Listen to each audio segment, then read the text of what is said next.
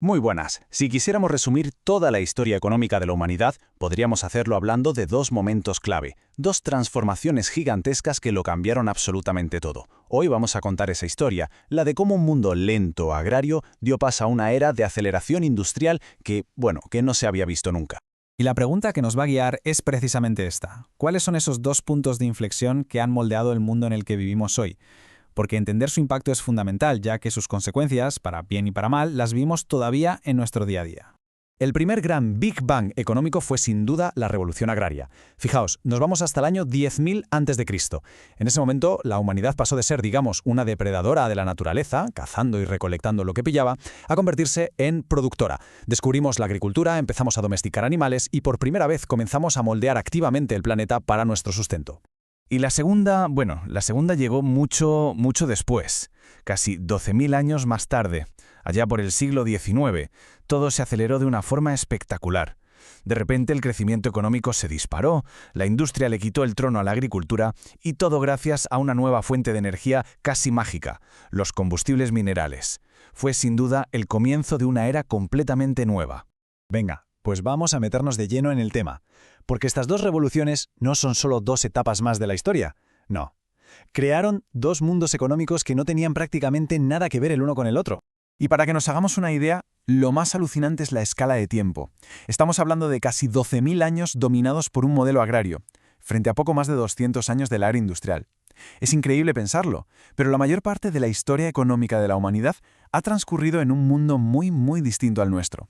Así que vamos a empezar por el principio, por ese periodo larguísimo. Vamos a analizar cómo funcionaba la economía en la era agraria preindustrial, que al final es la base sobre la que se construyó todo lo que vino después. La idea clave aquí, el concepto fundamental, es el de economía de producción. Pensadlo. Es un cambio de chip total. En lugar de depender de si tienes suerte cazando o encuentras frutos, la humanidad empezó a invertir trabajo hoy para poder recoger una cosecha mañana.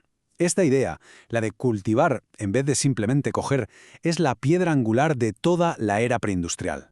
Y esto nos lleva a unas características muy concretas, que además están todas conectadas entre sí. La gran mayoría de la gente, casi todo el mundo, trabajaba en el campo. Esto, claro, provocaba un crecimiento económico muy lento, y que además se paraba a menudo. Como se producía poco extra, pues la acumulación de capital era mínima. Básicamente, casi todo lo que se producía se consumía para poder sobrevivir. Claro, la pregunta es, ¿y cómo se organizaba todo esto si no había mercados como los de ahora? Pues se regía sobre todo por dos cosas. La tradición, es decir, las cosas se hacen así porque siempre se han hecho así, y el mandato de una autoridad, ya fuera un señor feudal o un rey. Los mercados existían, claro, pero eran algo secundario y tardaron milenios en convertirse en la fuerza principal. Y ahora, damos un salto enorme en el tiempo y nos plantamos en la segunda gran etapa, para ver el brutal contraste.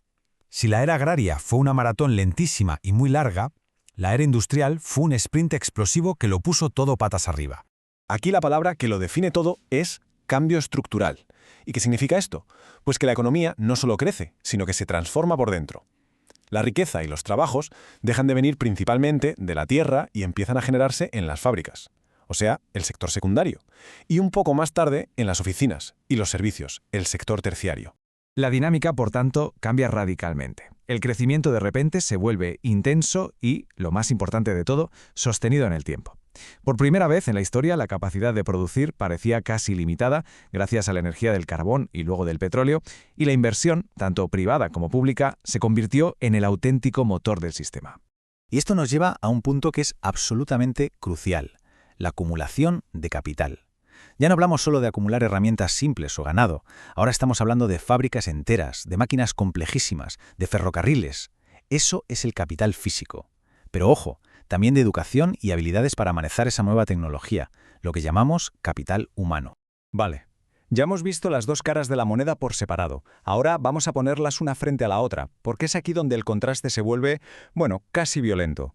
Si lo vemos en una tabla, el resumen es que no puede ser más claro. Pasamos de la agricultura a la industria, de un crecimiento lento y limitado a uno intenso y sostenido, de una acumulación de capital casi simbólica a una masiva, y de una economía coordinada por la costumbre a una regida por los mercados y la globalización. Son, literalmente, dos mundos opuestos. Vamos a pararnos un segundo en esto del capital, que es clave. En la era agraria, como decíamos, invertir era casi un lujo. El excedente era muy pequeño. En cambio, en la era industrial, la inversión se convierte en el pan de cada día, tanto por parte de las empresas como de los estados, creando un círculo vicioso de más capital que lleva a más producción y, por tanto, a más crecimiento. Y si hablamos de los mercados, bueno, la diferencia es abismal. Pasamos de una economía superlocal basada en la costumbre a una economía global. El desarrollo de transportes como el tren o el barco de vapor permitió que los países se especializaran en lo que mejor se les daba y comerciaran a una escala nunca antes vista, creando así una división internacional del trabajo. Vale, y después de todo este recorrido, ¿qué nos queda? ¿Cuál es el legado de estas dos gigantescas transformaciones que dieron forma al mundo moderno? Hay que entender que esto no pasó por una sola cosa. Fue como una tormenta perfecta. Por un lado, nuevas tecnologías, como la máquina de vapor. Por otro, nuevas formas de organizar el trabajo, como las fábricas. Y finalmente, una expansión brutal del comercio por todo el planeta. Ninguno de estos factores lo explica todo por sí solo. Fue su mezcla la que provocó la explosión. Y el impacto, claro, fue total.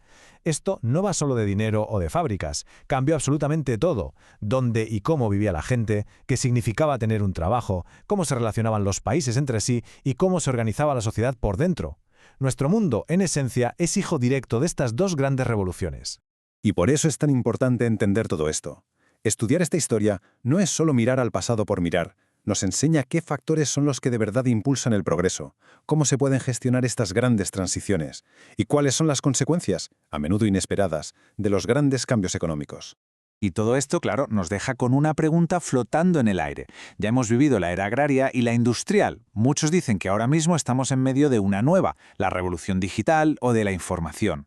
La pregunta del millón es, ¿será esta la tercera gran transformación que redefina de nuevo la economía humana? La respuesta, como siempre, la escribirá el futuro. Muchas gracias por habernos acompañado.